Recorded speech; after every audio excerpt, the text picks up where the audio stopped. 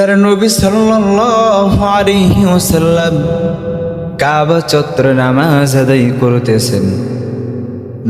আদায় করতেছেন। এমন সময় দুষ্ট পোলাপান আল্লাহর নবী সাল্লাল্লাহু আলাইহি ওয়াসাল্লামের পাশে বসা আড্ডা দিতেছেন।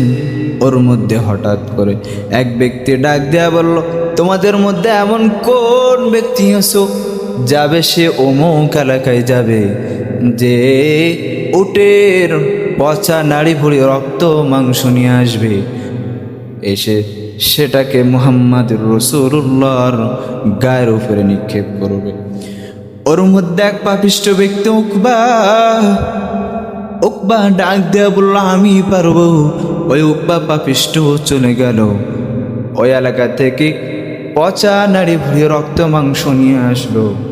আল্লাহর নবী সাল্লাল্লাহু আলাইহি ওয়াসাল্লাম যখন সিজদায় থাকলেন, সিজদারত অবস্থায় আল্লাহর নবী সাল্লাল্লাহু আলাইহি ওয়াসাল্লামের কাঁধের উপরে সেটাকে সে নিক্ষেপ করলো। আল্লাহর নবী সাল্লাল্লাহু আলাইহি ওয়াসাল্লাম উঠতে পারে না। আরে নবীর উম্মতের দল ফাতেমা রাদিয়াল্লাহু তাআলা আনহা সে কান্না শুরু করলেন। আরেকদিন আল্লাহর নবী সাল্লাল্লাহু আলাইহি ওয়াসাল্লাম বসে আছেন, ফাতেমা রাদিয়াল্লাহু তাআলা আনহা তিনিও চলে আসলেন। এসে দেখে আল্লাহর নবী সাল্লাল্লাহু আলাইহি ওয়াসাল্লামের জামা পিছন থেকে ছেঁড়া। ফাতেমা রাদিয়াল্লাহু তাআলা আনহা কান্না শুরু করলেন। আল্লাহর নবী সাল্লাল্লাহু আলাইহি ওয়াসাল্লাম বললেন, ওরে ফাতেমা কেন কান্না করো? ফাতেমা ডাক দেয়া বলে, রে বাবা, দিন প্রচার করতে যে বেঈমান কাফেররা তোমাকে এত কষ্ট দিয়েছে। ও বাবা, তোমার জামাটা পিছন থেকে ছেঁড়া, কাফের বেঈমানরা তোমাকে পিছন থেকে টান দিয়েছে, তোমাকে আঘাত করেছে। আল্লাহর নবী সাল্লাল্লাহু আলাইহি ওয়াসাল্লাম হাসতেছেন, ফাতেমা কান্না করতেছেন। আল্লাহর নবী ডাক দেয়া বলে, রে ফাতেমা,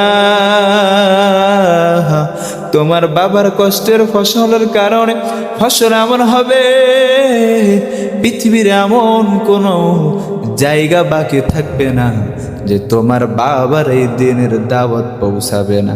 আরে ফাতেমা কান্না করো না, আল্লাহ আমাকে তো এই জন্যই নবী বানিয়েছেন, প্রত্যেকটা মানুষদেরকে হেদায়েত যাদের নাই, হেদায়েতের পথে নাই, প্রত্যেকটা মানুষের দ্বারে দ্বারে যে আমার ইসলামের দাওয়াত দিতে হবে।